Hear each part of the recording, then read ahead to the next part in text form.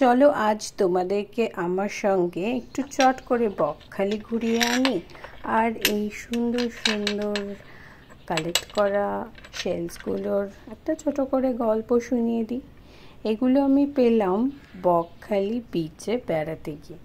আমাদের জার্নি শুরু হয়েছিল কলকাতা থেকে ডায়মন্ড হারবার রোড ধরে, আর সেখান থেকে আমরা গিয়ে পৌঁছেছিলাম বকখালি বাই রোড।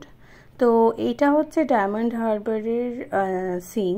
এখানে আমরা একটা ছোট্ট করে চায়ের ব্রেক নিয়েছিলাম এবং প্রথম যে বিচটা বকখালি পৌঁছলাম সেটাকে বলে কার্গিল বিচ।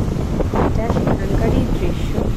তো খুব সুন্দর হাওয়া দিচ্ছিল, ঢেউগুলো আশ্রয় দিচ্ছিল, যদিও খুব রোদ ছিল, গরম ছিল, কিন্তু হাওয়ার জন্য অতটা গরম বা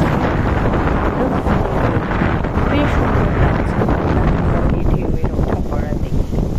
দূরে একটা নারকেল গাছ, সেখানে দাঁড়িয়ে একটুখানি ফটো তোলা হয়ে গেল। তবে চান করার জন্য বিচটা খুব একটা সুটেবল।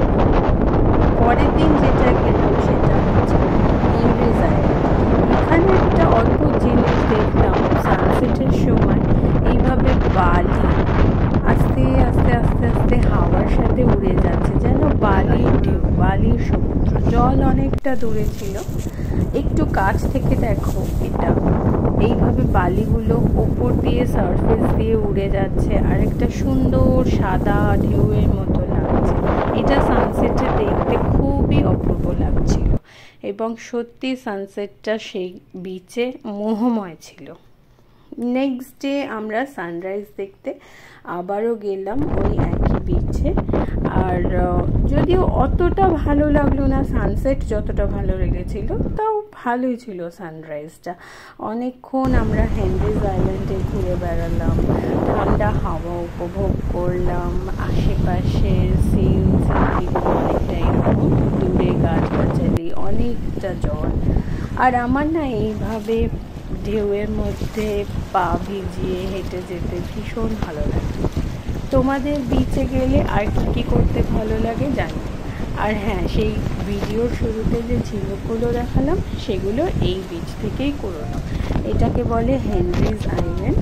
এখানে সকালবেলা অনেকটাই জল এগিয়ে আসে, হাই টাইড থাকে, এবং বিকেলে গেলে ওই সানসেটের সিনটা তোমরা দেখতে পাবে, তখন জল অনেকটা পিছিয়ে যাবে। আর দেখলাম সঙ্গে সাদা কাঁকড়া এবং লাল কাঁকড়া। তো এই হচ্ছে আমার ছোট্ট করে বকখালি ট্রিপ। ভিডিওটা কেমন লাগলো জানিও, সাবস্ক্রাইব করো, শেয়ার করো।